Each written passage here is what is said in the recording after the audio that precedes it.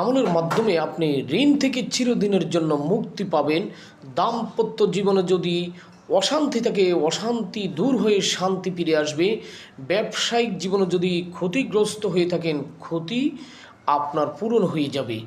অথবা আপনি প্রবাস জীবনে অশান্তিতে রয়েছেন, আপনার মেয়ের বিয়ে হয় না, ছেলের বিয়ে শাদী হয় না, চাকরি হয় না, অথবা স্বামী স্ত্রীর সাথে বনিবনা নেই, সন্তান কথা শুনে না, যেই কোনো পেরেশানির জন্য, যেই কোনো অশান্তি দূর হওয়ার জন্য, বিপদ মুসিবত দূর হওয়ার জন্য নিয়ত করে যদি আমল করতে পারেন, ইনশাআল্লাহ আল্লাহ পাকের রহমতে আপনার যাবতীয় সমস্যা মুসিবত দূর হয়ে যাবে।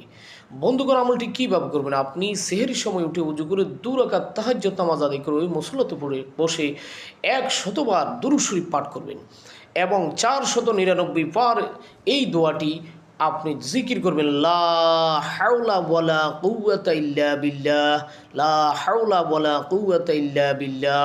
এভাবে 499 বার একবার পাঠ করবেন, লা হাওলা ওয়ালা কুওয়াতা ইল্লা বিল্লাহিল আলিয়্যিল আযীম, এবং শেষে 100 বার দুরূদ শরীফ পাঠ করে আল্লাহ পাকের দরবারে দুহাত তুলে দোয়া করবেন।